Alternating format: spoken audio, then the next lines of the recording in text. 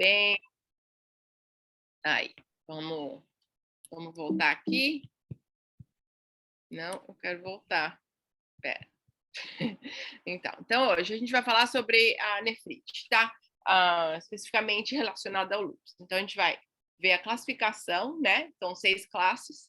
A gente vê os guidelines de tratamento. E a gente também vai ver novos tratamentos que estão vindo aí. Pelo menos alguns já foram aprovados aqui, mas não sei se chegaram aí. Então, de 50% a 60% de todos os adultos e 80% das crianças com lúpus developam nefrite. É muito grande, né? É uma complicação muito comum. E a gente sempre vê isso. Acho que a Julia está querendo entrar aqui, peraí. Aí. E então é uma coisa assim que é uma complicação que a gente espera de quase todos os pacientes, né? Claro que é mais prevalente que a gente chama de African Americans, né? Mas aí seriam os negros ou de descendência africana, os hispanos ou latinos. Fala, Andréa. Na nossa enfermaria, a gente tem muita nefrite. Muito. É uma das Às vezes, de 6 pacientes internados, né, que é a média de ser, 3 é nefrite.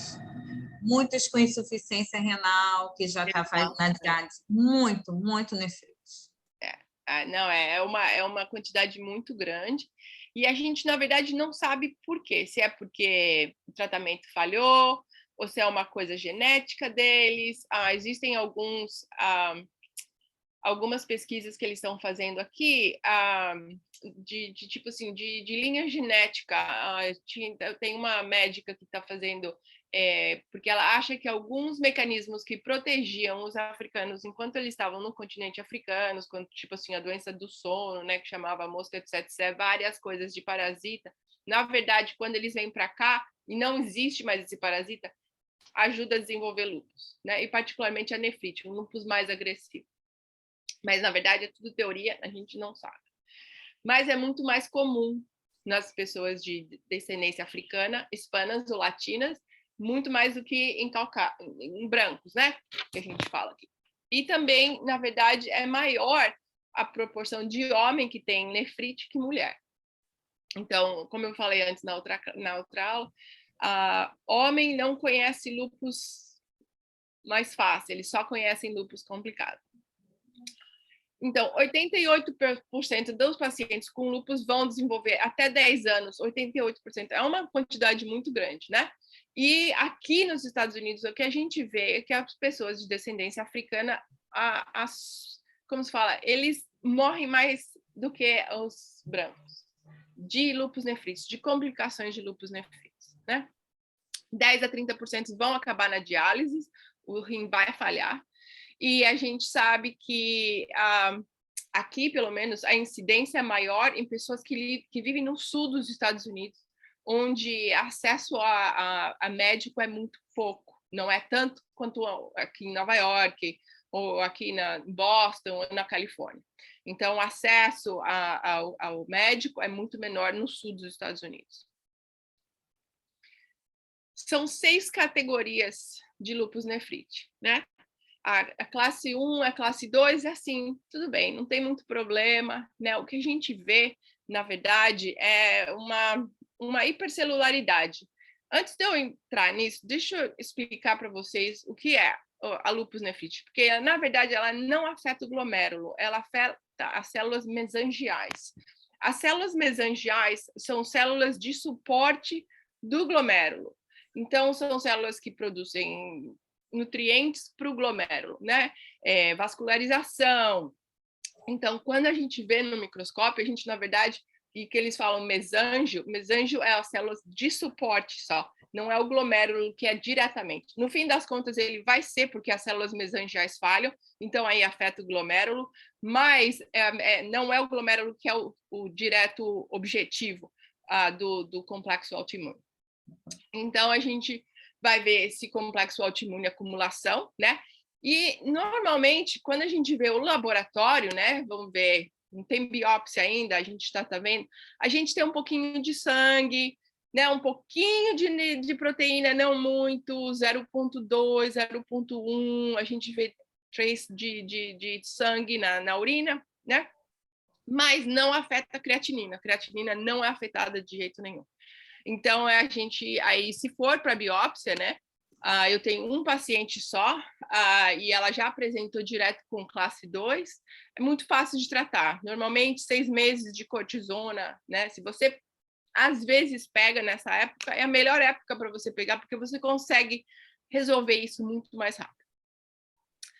A classe 3, aí já começa a afetar mais, né? O que a gente chama de focal lupus nephritis, né? O que eles chamam de focal.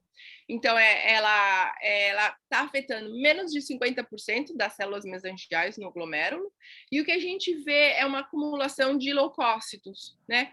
A gente começa a ver, como se fala, dano às células endoteliais dos capilares da célula mesangial, né? E também começa uma proliferação dos capilares também, porque eles estão tentando manter sangue, né? Uns estão morrendo, uns estão se fazendo. Então, a gente vê esse na classe 3, que a gente chama. E a gente tem muito mais complexo autoimune sendo depositado do que quando a gente vê na classe 1 e na classe 2.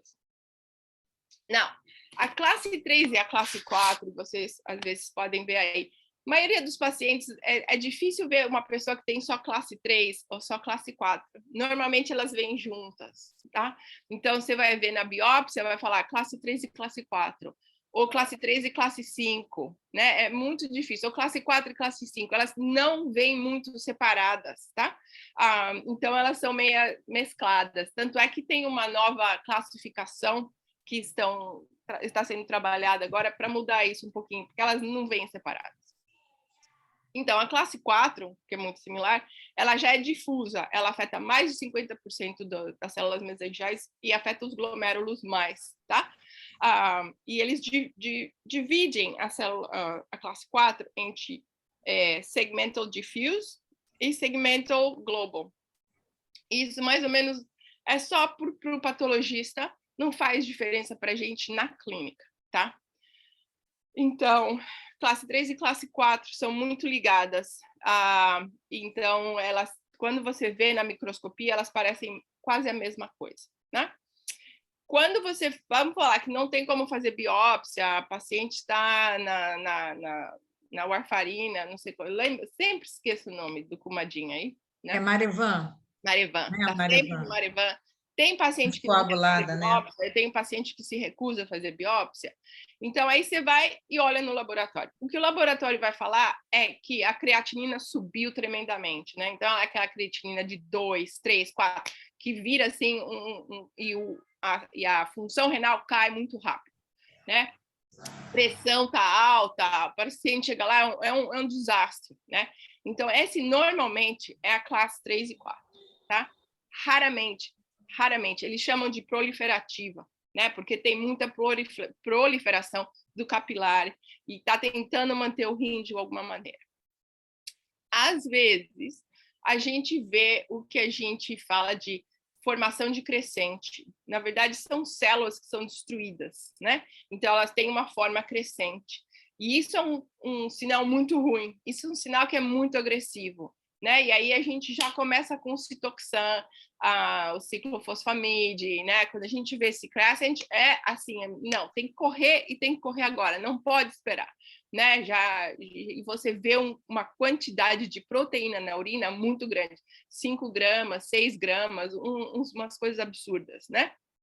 E a creatinina que continua subindo.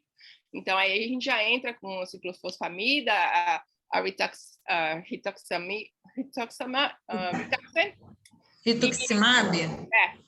Às vezes, e aí provavelmente eles fazem a mesma coisa. Eles fazem um tratamento com as duas. Eles dão a ciclofosfamida e o rituximab, porque você realmente precisa parar essa inflamação, né? É um tratamento extremamente imunossupressivo, mas necessário. Principalmente quando é essa 3, 4 e você vê crescente, né? O rim está morrendo e você precisa salvar. A classe 5, a gente chama ela de membranosa, né? Ela às vezes vem sozinha ou ela vem acompanhada 3 e 4. né? Como eu falei, lúpus pode fazer o que eles querem. E normalmente ela pode vir sozinha. E você vê raros casos que a gente fala clássico, classe 5, né? E o que você vê é mais você tem anticorpos, né? Você tem os complementos, estão causando células mortas, estão causando muito, como se fala, proliferação, mas não está faltando a função renal, né? Então, você vê que a creatinina não muda, a creatinina fica lá no mesmo nível, mas quando você olha a proteína, você tem 5, 6, 7, 8 gramas. Então, ela é diferente da 3 e a 4, onde a 3 e a 4 tem um dano ao glomérulo muito grande por causa do nível da inflamação, onde a 5 não, ela fica só lá, afetando a célula mesangial, irritando, enchendo o saco, passando muita proteína, mas o glomérulo está tranquilo. Então, às vezes, você descobre, mesmo antes da biópsia, só olhando no laboratório. Quando você vê muita proteína e você vê que a creatinina não sobe, você já sabe que essa vai ser uma classe 5. Classe 5 é um pouquinho difícil de tratar, né? Mas é uma combinação, sempre uma combinação. Não, chegou na classe 6, acabou, não tem mais, tá tudo esclerosado, o rim morreu, não existe mais o que fazer, né? É insuficiência renal completa, você vê sangue, você vê muita proteína, 10, 15 gramas, uma coisa assim absurda. E aí a gente já nem se incomoda mais em tratar tanto, porque aí ele já vai entrar em diálise, né? Aí já acabou, ou diálise ou transplante, dependendo. Né? Então, é assim que, normalmente, a gente ainda está usando essa classificação que é de 2003, então é muito velha, e a gente está esperando vir a nova classificação, tá? 1 e 2 a gente pega raramente, 3 e 4, né, a gente vê mais comum, e o 5 também. E a 6 é aquele paciente que ou não tomou medicação, ou não chegou a tempo para ver o médico, e aí a progressão é muito rápida, particularmente se ele tem a combinação da 3 e da 4. Não, porque lúpus pode fazer o que quiser. Normalmente você vai ter uma combinação de 3, 4, 5, 3 e 5, 3 e 4, não interessa, tá? O tratamento, na verdade, não vai mudar muito, a não ser quando você vê aquele crescente, né? Normalmente é o ciclofosfamide ou o micofenolate, essas coisas. Perguntas nessa área. Peraí, eu saí aqui da guia. Peraí. Tá. Ih, gente. Deixa eu voltar aqui, eu não estou te vendo. Agora eu estou vendo, eu saí aqui. Não, eu queria comentar. Vocês, lá a gente faz muita questão da biópsia, né? A gente tem um serviço de nefro no hospital, que conversa muito. Então, às vezes, eles passam visita com a gente, discute, é muito comum. Essas nomenclaturas são muito comentadas mesmo, né? Qual é a gente interna muito paciente para fazer biópsia, para ver qual é o prognóstico, para determinar melhor o tratamento. Às vezes tem a definição por inferência, tipo, não tem biópsia, aí inferência, que eu acho que é essa parte laboratorial, que parece que está mais aqui, mas até conseguir fazer biópsia, mas a gente tem uma média assim de quase que 1, 2 biópsias por semana, interna muito. E eu ia te perguntar, aí vocês têm muita perda da função renal ou consegue controlar antes? Porque aqui a gente tem muito paciente que já está em diálise. Tem muito paciente que acaba em diálise, né? Isso é ou por falta de que eles não voltaram, eles viram médico, aí, sei lá, tem um paciente que foi ver, sei lá, médico chinês, tomar remédio alternativo, tem umas loucuras assim. Tem paciente que recusa fazer a biópsia, aí a gente tem que tratar só baseado no laboratório mesmo, a gente faz a inferição, mas a gente manda, é mandatório aqui fazer a biópsia. Se tiver mais de 0,5 no laboratório de proteína, nossa, cadê? A gente tem que fazer. E aqui a gente tem muita questão da falta de adesão. Sim. E às vezes o paciente melhora os sintomas, né? Tinha uma nefrite, aí melhorou, aí o paciente acha que ele ficou bem e vai embora. Quando volta um ano depois... Acabou. Acabou. Tudo descontrolado. Tem muito. A gente não... É muito difícil, porque quando você dá, tipo assim, a ciclofosfamida, a rituximab, é mais fácil porque é IV. Então, tá no sistema, não pode tirar. Quando você põe no mycophenolate, é mais Isso, complicado. micofenolato. São cinco pastilhas, seis pílulas por dia só no micofenolate, né? Aí você tem que... prednisona, aí você tem que dar o remédio para pressão, principalmente se tem classe 3 ou 4, aquela pressão vai subir tremendamente, né? Então, o paciente está tomando 10, 15 medicações. E ele... o problema é que quando afeta o rim, ele não se sente mal, né? Ele não dói a junta, ele não cai o cabelo, o paciente nem sabe o que está acontecendo com o rim. Até a hora que o rim falha, aí acabou, né?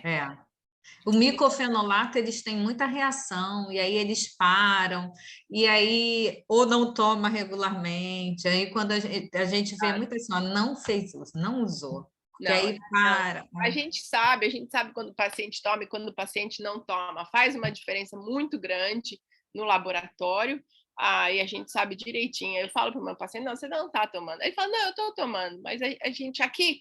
Pelo computador, né? A gente faz toda a prescrição eletrônica. Então, a gente sabe quando o paciente... A gente liga na farmácia e pergunta quando foi que ele pegou a última medicação. A farmácia fala 6 meses atrás. Entendeu? Então, a gente sabe. Mas se você tem aquele paciente que realmente toma medicação, você vê uma diferença muito grande no próximo laboratório. A proteína cai, né? A creatinina baixa. Então, você consegue saber se o paciente, na realidade, está tomando ou não. Mas tem muito paciente aqui que desaparece, se sente bem, fica na prednisona, brincando na prednisona, entendeu? E aí, no fim das contas, acaba na falha renal. Com certeza. Isso é até triste, né? A gente tem algumas pacientes jovens que, como tiveram assim muito grave, aí reverteu o quadro. Aí fica bem, aí vai para casa, aí daqui a pouco abandonou tudo. Aí quando voltou sem muito pior. Aí a gente fala, porque parece que não acreditou, como reverteu. Ela sai do hospital cheia de medicamento. Muito bem, aí vai para diálise e vai para transplante. Esse meu paciente que está internado agora, ela já teve 2 transplantes. Ela tem lúpus desde os 15 anos de idade, né? E ela falou que ela não quer fazer outro transplante, que ela só vai ficar na diálise. Então, é uma doença que, se você não tomar conta, e principalmente em pessoas de descendência africana, é muito resistente. Às vezes você pega, fica, né, e o paciente fala, não, eu estou tomando, mas a medicação, às vezes, não, né, geneticamente não trabalha. Então, a gente tem que tentar de tudo. Bom, essas daqui são, como eu falei, são as nossas proposições, mas ainda não foram aprovadas, né? Eles estão acabando com a classe 1, vão deixar a classe 2, a 3 e a 4 eles vão combinar. Então, só para ficar um pouquinho mais fácil a classificação, mas como vocês vão ver, o tratamento, na verdade, não muda muito. Né? Então, aqui, ó. Essa aqui, para você ter uma ideia de que acontece, essa é a classe 1, né? Então, você vê um pouquinho aqui, ó, de deposição, um pouquinho de atividade do sistema imunológico, mas o glomérulo está normal. Classe 2, aí você já vê um pouquinho mais, né? Você vê mais deposições, você vê um pouquinho mais de atividade, mas você ainda vê bem a definição do glomérulo. Na classe 3, você já começa a perder aquela definição do glomérulo. É a mesma coisa na classe 4, né? A célula mesangial começa a morrer, você não tem mais aquele suporte do glomérulo. E na classe 5, você tem essa resposta imunológica muito grande, né? Você ainda tem mais ou menos o formato do glomérulo, mas já está começando assim, né? Tem muita inflamação nesse rim. E aqui é a 6. Aqui já acabou, o glomérulo já morreu, está esclerosado, não tem muito mais o que fazer aqui. Então, você vê mais ou menos aqui a progressão, né, da nefrite. Então, aqui, olha, classe 1, você vê um pouquinho. Classe 2, você vê mais inflamação. Na classe 3 e 4, você vê os leucócitos infiltrando, né? Você tem mais inflamação, você tem mais células brancas vindo. e aí você vê aquela creatinina subir. E se você compara com a classe 5, parece mais ou menos a classe 1, né? Não tem muito, mas você tem essa hipercelularidade do endocapilar. Então, é isso que faz a diferença. Por isso que você vê bastante proteinúria, mas você não vê a creatinina, porque não tem muita infiltração de células brancas. Classe 3, 4 e 5, como eu falei, é um desastre. Aí você reza bastante, porque aí realmente vai ser difícil tratar esse paciente. Quando elas combinam assim, elas combinam muito frequentemente, é mais complicado. E essa aqui é a classe a 3 e a 4 também, que são combinadas, né? Então você vê tipo assim, como tem muita inflamação nessas células, principalmente quando combina 3, 4 e 5. Bom, aqui tem mais ou menos as medicações, né? Antigamente se dava aspirina, né? Principalmente para paciente que tinha artrite reumatoide, a gente fala, toma uma aspirina por hora até dar zumbido no ouvido, né? Eram umas coisas assim bem do tempo das cavernas, né? Eu não sei se vocês usam Actar gel aí, é uma injeção de hormônio corticotropino, que faz a pessoa fazer a mesma cortisona, né? Em vez de dar cortisona por boca, você dá uma injeção e faz a adrenal fazer a própria cortisona, o que, na verdade, tem os mesmos efeitos secundários que a cortisona, mas é um pouquinho mais tolerado. Em 54 veio a prednisona, então aí tomou conta. 55 veio o Plaquenil. 70 a azotiaprina veio, né? E a gente começou a usar. Aqui ainda a gente chama off-label, não é aprovada, mas a gente usa muito. Usa muito. Metotrexate em 88 foi quando a gente começou a usar. Micofenolate em 90, né? 2010, na verdade, começaram a usar o ciclofosfamide, mas a gente estava usando off-label antes. E aí, 2011 veio a Abelimumab, né? Que foi quando chegou aqui, não sei nem quando chegou no Brasil. E a rituximab ainda está meio que off-label. Bom, aqui estão os guidelines para o tratamento, que são de 2012. Não sei se vocês falam, esse é se vocês seguem, é do American College of Rheumatology, né? Tem um consenso nacional, que acho que é baseado nele, né? Provavelmente. É a mesma coisa do EULAR, que é do pessoal da Europa. Na verdade, a gente faz muito aqui, NIH e Eurotrain. Isso, exatamente. É a mesma coisa aqui, né? Então, aqui a gente mais ou menos, né? Então, normalmente, se é classe 1, o que é raro você pegar um paciente com classe 1, né? Porque ele tem um mínimo de proteinúria e só se realmente ele foi ver o nefrologista insistir numa biópsia. E aí você realmente põe no prednisona por uns 2, 3, 4 meses, resolve. Isso é classe 1 e classe 2. Classe 3 e 4, aí você já tem que entrar com uma terapia mais agressiva. Você tem que baixar o sistema imunológico de qualquer maneira, né? Então, tem a indução e tem a gente chama de terapia de manutenção, né? Então, a indução é o micofenolate, né? 2 a 3 gramas por dia, ou aqui a gente não usa a pílula de ciclofosfamida, a gente usa a infusão mais do que a pílula. Aqui na também, Europa, é infusão. Na Europa, eles usam a pílula, eles não usam muito a infusão, né? Então, e aí você põe ele naquela prednisona de 60 miligramas. Em pessoal asiático, na verdade, eles não toleram tanto o micofenolate, então a dose máxima deles é 2 gramas, né? Então, eles têm que ficar um pouquinho mais baixo. E a gente sabe que a ciclofosfamida não trabalha tão bem em pessoas de descendência africana. Às vezes a gente usa de qualquer maneira, a gente joga. Tinha um médico que falava: joga tudo que está na pia, né? Ele falava assim: dá tudo, né? Não, e a gente controla as infecções. Então, em pessoal de descendência africana e hispanos, eles preferem o micofenolate. Agora, glucocorticoide ou a prednisona varia dependendo do médico, né? Tem gente que dá o pulso, né? aqueles 3 dias de 1 grama de prednisona, e aí continua com 60 miligramas. Tem gente que não dá o pulso, e então isso tudo depende. Mas normalmente a gente usa a fórmula de 1 miligrama por quilograma, né, aqui. Então o máximo que a gente usa, na verdade, é 60 miligramas de prednisona. Então você deu a micofenolate ou você deu o ciclofosfamide e aí você taca a prednisona, né? Porque a prednisona, aí a gente vai ver na próxima aula que a gente vai falar só sobre medicação, ela baixa aquele sistema imunológico muito rápido, muito rápido. Em 3, 4 horas, aquele sistema imunológico já começou a não trabalhar direito, né? Então, a gente põe numa dose muito alta e a gente começa, depois de 1, 2, 3 meses, baixar a dose, se a gente vê uma resposta terapêutica, claro, né? O Eurolupus, que é o que eles falam na Europa, eles põem em 500 miligramas de IV a cada 2 semanas por 6 doses, né? E aí eles põem ou em azotiaprina ou micofenolate, isso na Europa, né?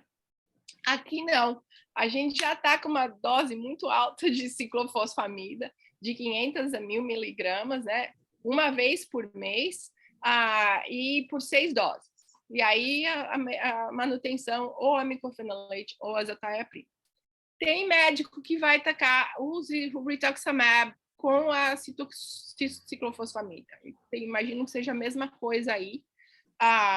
Se você sabe que aquele paciente não vai tomar o micofenolate, se você acha que, né, a gente sabe aqueles pacientes que desaparecem, ou como eu falei, aqueles rins que tem aquela célula crescente, a gente já entra com os dois, né? Você dá o ciclofosfamida e entra com o rituximab e taca pau no rim, né? Então, a gente realmente quer baixar a resposta imunológica. O rituximab aqui, a gente acaba usando para os casos mais graves, né? Porque é difícil conseguir liberação, que é off-label, aí não libera pelo... A gente tem aqui os medicamentos especiais, que você consegue liberação, né?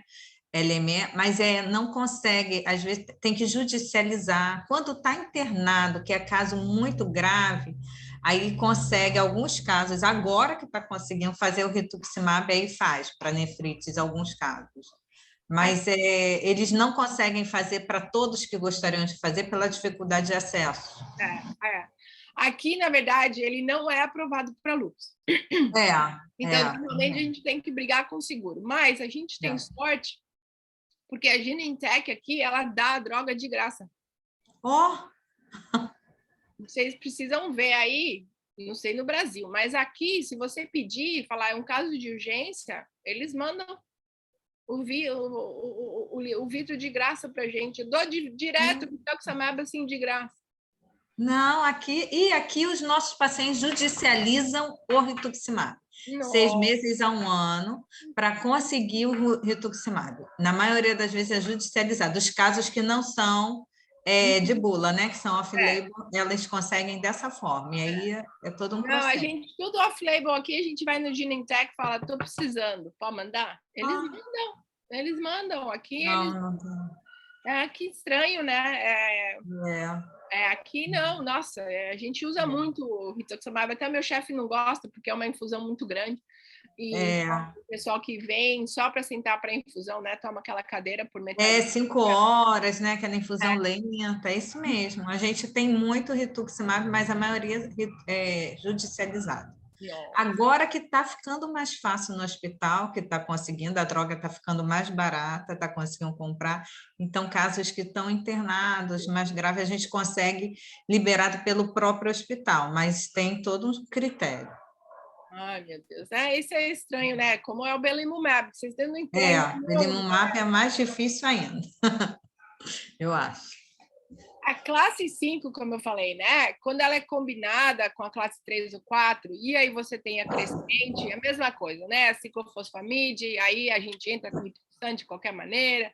Depois que acaba o ciclofosfamide, às vezes a gente põe no micofenolate, se ainda não teve uma resposta significante, né? E a gente dá o pulso então a gente joga tudo, literalmente. Quando você tem classe 3, 4, 5, você joga tudo que você pode para parar aquele sistema imunológico, para parar a agressão do rim, né? Aí você espera, assim, você tem que tomar cuidado com infecção, né? Porque o maior problema dessa combinação, né? Você imagina, 60 miligramas de prednisona, você já está imunossuprimido. Aí você toca o ciclofosfamida, aí você toca o micofenolate ou rituximab, acabou, né? O sistema imunológico está de férias, né? Então, principalmente no Brasil, a gente, e aqui também, a gente tem que tomar cuidado com infecção, né? Aí, a classe 5, ou combinada com a 3, ou combinada com a 4, mesma maneira, não muda. Eu não sei porque eles fazem essa, no fim das contas é a mesma coisa, né? A única diferença é quando tem a classe 5 pura, né? E a classe 5 pura, ela é tratada com micofenolate. Então, se é só a classe 5 pura, por enquanto, a única recomendação é para usar o glucocorticoide, que é a prednisona, 60 miligramas, 40, e o micofenolate, né? Aí a classe 6, como eu falei, não existe mais nada, a gente põe na medicação para controlar o lúpus, mas você já não vai salvar mais aquele rim, não tem como voltar, né? Então, aqui outras opções, né? Isso é mais da Europa, onde eles usam mais oral, então eles usam esse 1 quilograma por dia, em vez oh, meu Deus, da IV, né? Da intravenosa. Então, isso é só para uma diferença que eles fazem muito grande na Europa, que eles não usam a intravenosa, eles usam a oral. Então, tá. Agora, falando dessas especificamente, da micofenolate, da azotiaprina e da ciclofosfamida, que são realmente o que a gente usa, né, para isso. Então, o que o micofenolate faz? Ele para a célula B e a célula T, né? Ele para a proliferação da célula B e da célula T. A gente começa a dose a 500 miligramas por dia e a gente sobe até, né? Se o cara falar, tô com muita diarreia, aí você tem que parar, né? Aí você tem que pensar uma outra coisa. Porque tem paciente que fala assim, eu não consigo sair do banheiro, não tem jeito, e eles só ficam na 1 grama, você sabe que não vai ter muito efeito. Aí você tem que pensar em outra coisa. E o efeito secundário, como eu falei, infecção, né? Número 1. Aqui a gente fala para o paciente usar o birth control, porque o micofenolate pode causar defeito no feto, né? Paciente com lúpus, não sei aí, mas aqui eles adoram ficar grávida no meio de tratamento. Aqui também. Jesus de Nazaré. O mais que você precisa é uma gravidez no meio de lúpus, né? E teve um caso de uma paciente no hospital que ela estava... O lúpus dela era horrível, ela não tomava nada, ela fazia o que ela queria, e ela apareceu grávida. E a médica ficou muito puta, aí falou, não, você tem que abortar, você não pode ter esse bebê, você vai morrer. E ela falou assim, não, de jeito nenhum, não vou abortar, é meu filho, não vou abortar, não vou abortar.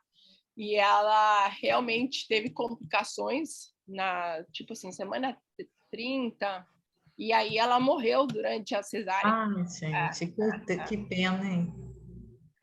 E a médica chamou o grupo ético. Ela falou assim, essa paciente não pode, ela tem que ter um aborto, ela precisa ter um aborto, ela vai morrer. E realmente, foi muito triste. Morreu. Que triste, né? Então, isso realmente acontece, né? E se a pessoa fala, não, né? Tem gente que é certinha. Então, eu falo assim, não, agora tô controlada, e vamos ficar grávida. Aí você para o micofenolate 6 semanas e você troca ele para o azotiaprina, que é a única medicação que pode tomar, e a gente vai fazer uma aula só em medicação e gravidez. A azotiaprina, ela não é tão potente quanto o micofenolate, ela só bloqueia a célula T, né? Então, ela é um pouquinho mais calma, né? Ela não bloqueia tanto a célula B, mas lembra que a célula B precisa da célula T um pouquinho para trabalhar, né? Então, a dose varia de 50 a 100 por dia, mas você tem que fazer um exame dessa enzima, que a gente chama aqui de TPMT, para ver se ela pode tomar a medicação. Tem gente que não tem essa enzima, então eles não podem tomar, e já é contraindicado, porque dá hemólise, dá um maior problema, a anemia ferrada, uma leucopenia horrível, então a gente tem que fazer esse exame antes de começar a azotiaprina, né? E a gente não é assim, não é tão infecção. Você tem um pouquinho de supressão, mas não é muito grande, né? É mais, como eu falei, a diarreia, né?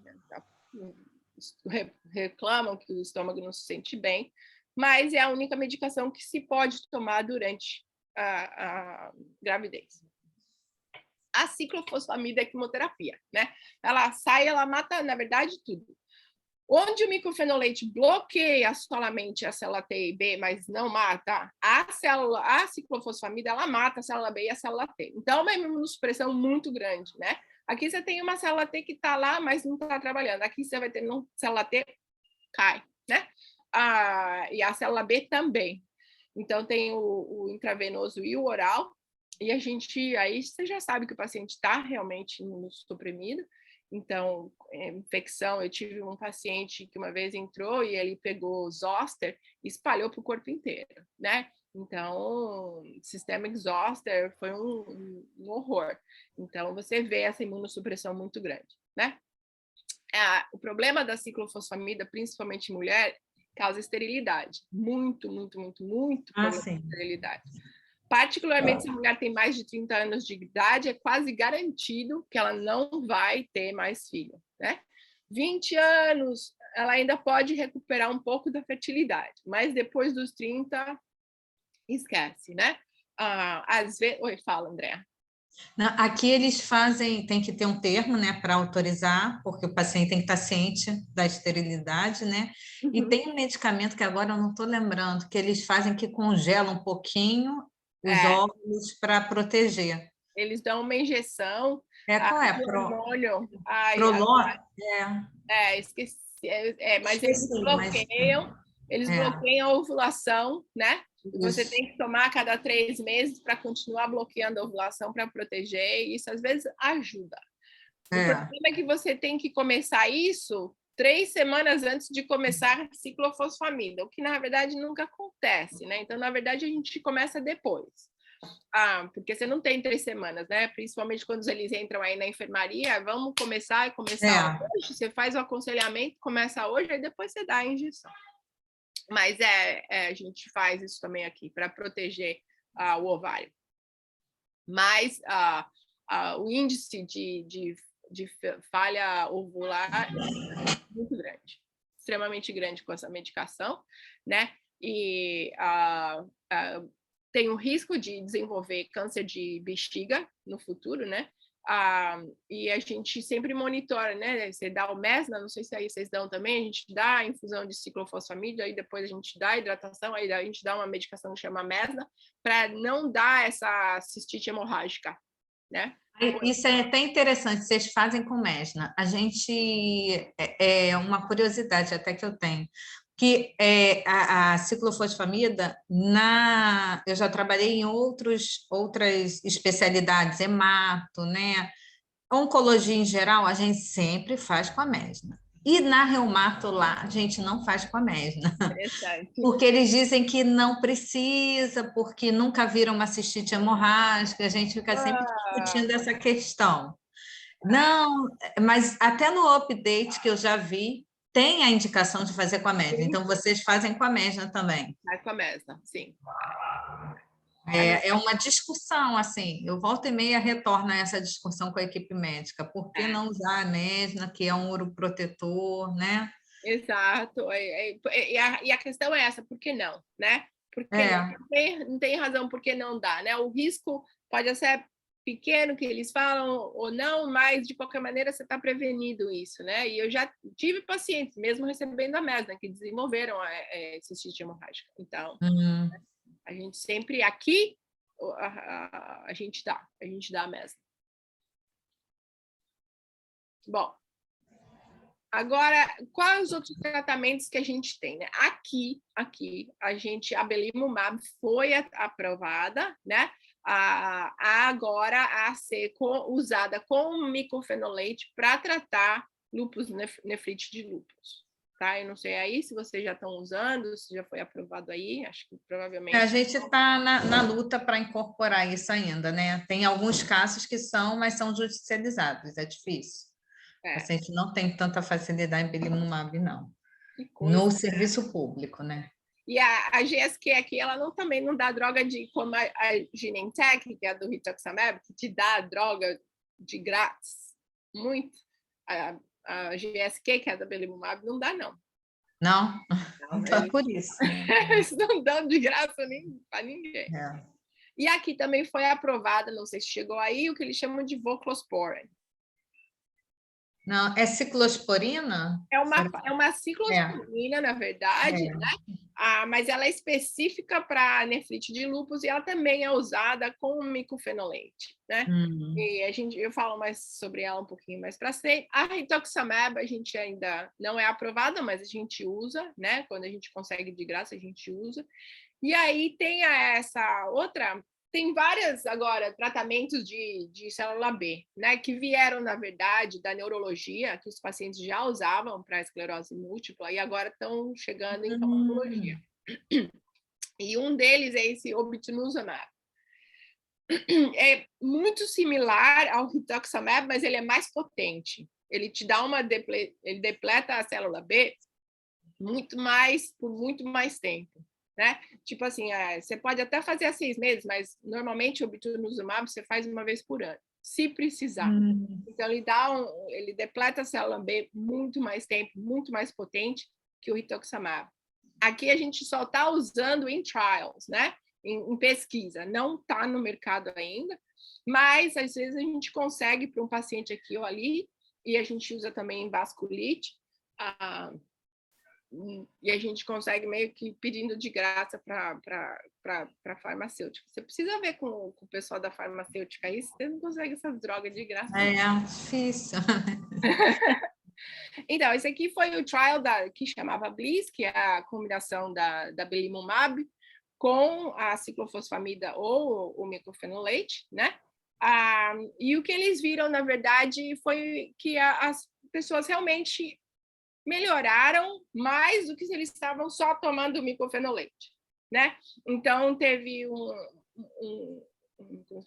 um índice maior de recuperação de lúpus nefrite quando eles usavam as duas medicações versus só uma ou micofenolate ou, né? Então, aí o FDA aprovou e isso são para todas as classes, na verdade, né? Todas as classes, independente 3, 4, 5, que for, você pode usar ela em combinação, tá? Não é para ser usada sozinha. Sozinha ela não funciona para lúpus nefrite, né? A rituximab, ela teve também um tempo foi usado uma pesquisa que foi eles chamavam de LUNAR, né? O estudo LUNAR, onde eles estudaram o uso do rituximab especificamente para lúpus, para nefrite. E foi uma pesquisa assim que te deu resultado tudo quanto era canto. Algumas pessoas responderam, outros não responderam, outros responderam parcialmente. Aí o FDA falou, não, está muito... Vamos parar, né? O que eles viram, mais ou menos, é que, tipo assim, a completa resposta, por exemplo, no 3, 60%, mas na classe 5 foi só 40%, na classe mix foi 24%, então por isso que eles não conseguiram aprovar. Não é que não funciona, funciona, né? Sim. Dependendo da categoria, né? Mas aí o FDA falou, não, vamos ver o que vocês estão fazendo, que os seus números estão muito espalhados, né? Principalmente na classe 4 e na classe 3, você vê um índice de resposta muito grande, né? 60 a 45 é melhor do que nada. Mas eles falaram que não. Então, mas a gente usa. A gente, em alguns pacientes, principalmente dentro dessas duas categorias, que é a classe 3 e a classe 4, você vê e aí o que a gente faz, na verdade, a gente dá o rituximab e a gente está com micofenolate, né? Em vez de entrar com ciclofosfamida, principalmente em mulheres de mais de 30 anos, a gente tenta fazer o rituximab com micofenolate, só para tentar evitar usar o ciclofosfamida, né? Só em casos vamos parar isso, aí a gente entra, na verdade, com o ciclofosfamida. O Nobility, que é o do obinutuzumab, ainda está em tempo de pesquisa, não está concluído, né? Mas a gente viu uma resposta muito maior se a gente comparar com o rituximab, quando a gente entra nas datas dela, na verdade, o índice de resposta overall foi de 56% em todas as categorias, né? E a completa foi mais ou menos 35%, e a completa na outra foi mais ou menos 24%. Então, eles, tanto o rituximab como o pertuzumab, eles bloqueiam uma específica parte da célula B, que é a CD20, né? Que é a que faz anticorpos, né? Elas fazem muito anticorpos, principalmente os que são relacionados ao lúpus. Mas onde a rituximab depleta a célula B na periferia, o que está no sangue, a pertuzumab ela entra nos tecidos.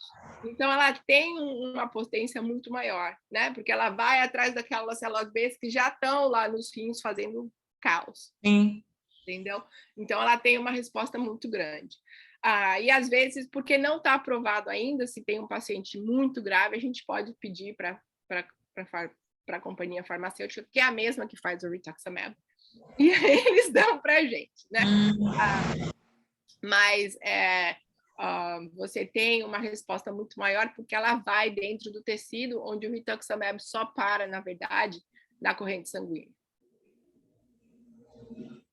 O Aurora, que é o trial que aprovou o voclosporin, né? Como se ela é um tipo de ciclosporina, mas sabe quando você dá ciclosporina, você tem que sempre monitorar o drug level, né? O nível da droga. Você tem que fazer exame de sangue, ver se não está tóxico. Com o voclosporin você não precisa, né? Ele sai pelo rim normalmente, ele não acumula na corrente sanguínea. Então, especificamente para pessoas que têm nefrite, isso é uma boa coisa. Você não precisa estar sempre monitorando o nível da droga, né? Então, teve um problema aqui, porque essa pesquisa, na verdade, foi feita lá entre a Índia, Bangladesh e Paquistão, né? Não foi nos Estados Unidos, acho que não sei nem se foi feita no Brasil, foi lá. E teve muita morte nesse trial. Teve mais de 10 pessoas por causa de infecção, né? Você vai nesses países, né? Você tem um nível maior de infecção. Mas, no fim das contas, eles acharam, bom, esses pacientes já tinham lúpus, não é uma coisa, né? O paciente com lúpus pode morrer, então eles não acharam muito provável. Mas o maior problema dessa medicação é que também são 6 tablets, né? São 6 pílulas, em cima de outras 6 pílulas que você tem que tomar do micofenolate. Então, o paciente tem que tomar 12 pílulas por dia. É muito difícil a adesão. Adesão zero, né? Muito difícil. Então, mas né, a gente usa em casos que a gente precisa. Tudo falha, a gente vai, mas não funciona pela classe 5. Não teve nenhum caso no trial de pessoas com classe 5, então não é usada na classe 5. Você pode usar a classe 3 e 4, né, que você joga, né, o tratamento de tudo. Aí você pode tentar também o voclosporin. Bom, hoje a gente vai acabar por aqui, porque, como eu falei, isso era mais focado nisso, né? Mas a hidroxicloroquina sempre mandatório, né? Sempre. Biópsia sempre necessário. Terapia de combinação é mandatório, não tem uma droga só que funciona para lúpus nefrite, 3, 4, o que você tiver para fazer, salvar aquele rim, você faz, né? Existe uma nova onda de usar menos prednisona, né? 40, e tirar muito mais rápido do que normalmente. A gente antes mantinha o paciente 6, 1 ano na prednisona, agora é 3, 4 meses. Fala, André.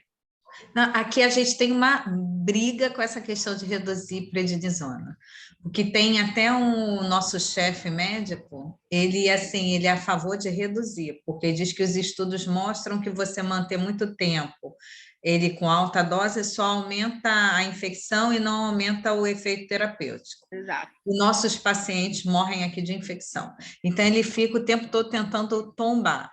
Já tem grupos que querem... Não, deixa aí que está alto, porque a doença é muito grave, vai diminuir, vai piorar. E aí fica uma briga, às vezes uma discussão assim, entre reumatologistas em relação a isso. Mas a tendência aqui, e até o consenso nacional, o Congresso saiu tentando sempre reduzir esse corticoide. Não, agora a nova, né, o que eles querem, na verdade, é tirar, como você falou, tirar da cortisona, porque né, você só vai acabar com o problema. Infecção, diabetes, osteoporose, né, necrose vascular, você só tem complicação, né? E se o paciente realmente toma outra medicação, você não precisa dela. Então, eles realmente aqui a gente começa a tirar, né, muito antes, diminui a dose de prednisona muito rápido, né?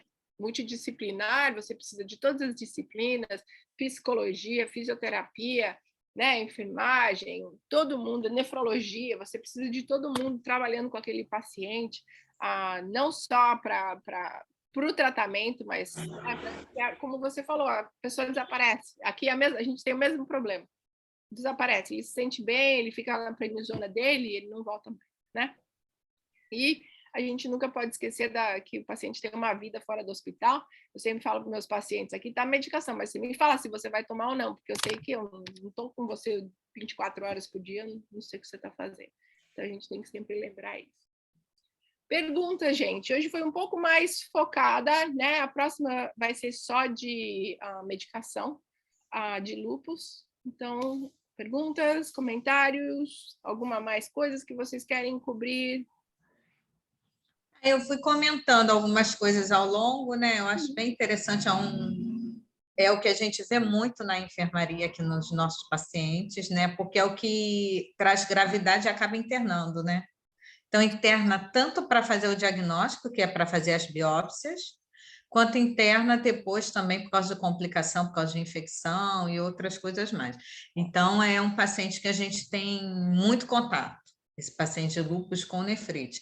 E eu acho que é muito importante essa abordagem multidisciplinar aí, né?